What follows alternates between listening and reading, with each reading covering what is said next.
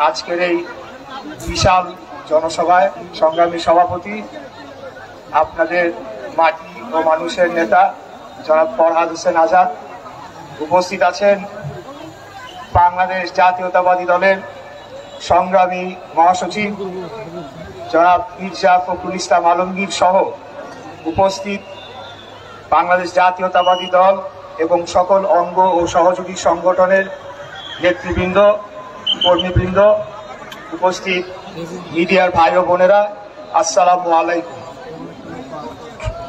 প্রথমে আমি আজকের এই অনুষ্ঠানের আয়োজক বৃন্দ, বিশেষ করে জনাব ফরহাদ হোসেন আজাদ সাহেবকে ধন্যবাদ জানাচ্ছি। আজকে আমি পঞ্চগড়ে জীবনের এই প্রথমবার এসেছি এবং আপনাদের সামনে একটি সুবিশাল জনসভায় বক্তব্য রাখার সুযোগ পাচ্ছি, সেটার জন্য আমি সকলের কাছে ধন্যবাদ ও কৃতজ্ঞতা পোষণ করে আমার বক্তব্য শুরু করছি। প্রিয় ভাই ও বোনেরা, আপনারা জানেন 5ই আগস্টে খুনি ফ্যাসিস্ট স্বৈরাচারী শেখ হাসিনা পালিয়ে যাওয়ার পর এখন বাংলাদেশ জাতীয়তাবাদী দলের নেতা কর্মীদের উপর একটি অত্যন্ত গুরু দায়িত্ব এসে পৌঁছেছে।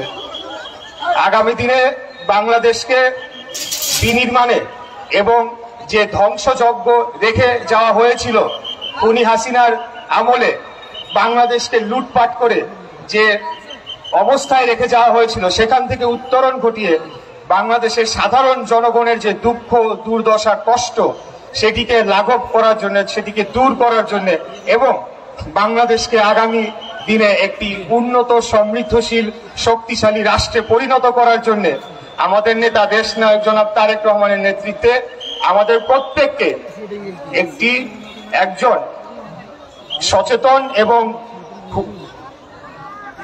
দক্ষ রাজনৈতিক কর্মীর পরিচয় দিয়ে নিজেদের কর্মকাণ্ডকে পরিচালনা করতে হবে।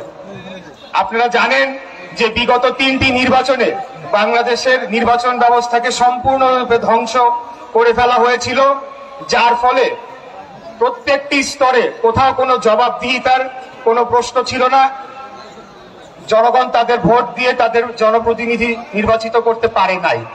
কিন্তু আগামী দিনে একটি তত্ত্বাবধায়ক সরকারের অধীনে একটি সুষ্ঠু, সঠিক, নিরপেক্ষ, গ্রহণযোগ্য, অন্তর্ভুক্তিমূলক নির্বাচন অনুষ্ঠিত হতে যাচ্ছে। সেই নির্বাচনে আমাদেরকে কঠিন পরীক্ষা দিতে হবে। আমাদেরকে কেবলমাত্র জনগণের মনকে বিজয় করে বাংলাদেশের রাষ্ট্র ক্ষমতায় বাংলাদেশ জাতীয়তাবাদী দলকে আবারও নিয়ে আসতে হবে। বাংলাদেশ জাতীয়তাবাদী দল বাংলাদেশের রাষ্ট্র ক্ষমতায় আসবে এবং বাংলাদেশের জনগণের সকল যে সমস্যা রয়েছে সেগুলো দূর করার জন্য আমাদের নেতা দেশনায়ক জনাব তারেক রহমানের নেতৃত্বে 31 দফার যে কর্মসূচি ঘোষণা করা হয়েছে সেটিকে বাস্তবায়নে আমরা সকলে কাঁধে কাঁধ মিলিয়ে কাজ করে যাব ইনশাআল্লাহ।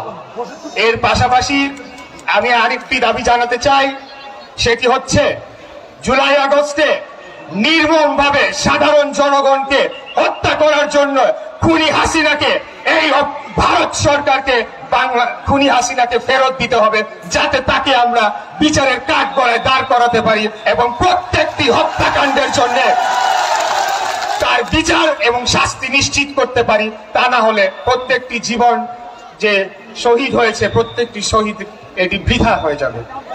আর যদি আমরা এই বিচার না করতে পারি, যদি এই ফ্যাসিবাদের পুনর্জন্ম ঘটে, তাহলে আজকে হোক বা 20 বছর পরে হোক এরা ফেরত আসবে এবং তারা আরো ভয়ঙ্কর রূপে ফেরত এসে বাংলাদেশের একটি মৃত্যুপুরীতে পরিণত করবে। আমি আপনাদের বলতে চাই, একজন তরুণ প্রজন্মের প্রতিনিধি হিসেবে আমরা সর্বদা সজাগ রয়েছি। হবে না, হবে না, হবে না। এই দেশটা কারো বাবার সম্পত্তি না, এই দেশটা আমাদের সকলের, এই দেশটা বাংলাদেশের জনগণের। এবং আপনারা জানেন যে পার্শ্ববর্তী রাষ্ট্র ভারত এই খুনি হাসিনাকে আশ্রয় দিয়েছে, তাদের উদ্দেশ্য ভালো না। তবে আমি এটাও বলতে চাই যে আমরা বাংলাদেশের 18 কোটি জনগণ আমরা ঐক্যবদ্ধ যদি থাকি, যদি কোনো ধরনের আশেপাশে যা রয়েছে সবকিছু ভেঙে ছাড়খাড় হয়ে যাবে, কেউ বাঁচতে পারবে না। তাই ভারত এবং ভারতের রাজনীতিবিদদের বলবো, বাংলাদেশের উপর কুদৃষ্টি আপনারা দিবেন না। আমরা সংগঠিত রয়েছি বাংলাদেশের স্বাধীনতা, সার্বভৌমত্ব এবং অখণ্ডতা রক্ষার জন্য 18 কোটি সৈন্য প্রস্তুত রয়েছে সর্বদা। এটি আপনাদেরকে মনে করিয়ে দিয়ে আজকে আমি আমার বক্তব্য শেষ করে আপনাদের থেকে বিদায় নিচ্ছি। খোদাহাফেজ। বাংলাদেশ জিন্দাবাদ, বাংলাদেশ জাতীয়তাবাদী দল জিন্দাবাদ, শহীদ রাষ্ট্রপতি জিয়া রহমান অমর হোক, দেশনেত্রী বেগম খালেদা জিয়া জিন্দাবাদ, আমাদের প্রাণপ্রিয় নেতা, আগামী দিনের প্রধানমন্ত্রী ইনশাআল্লাহ সেই মহান নেতা দেশনায়ক জনাব তারেক রহমান জিন্দাবাদ। সবাই ভালো থাকবেন। আসসালামু আলাইকুম।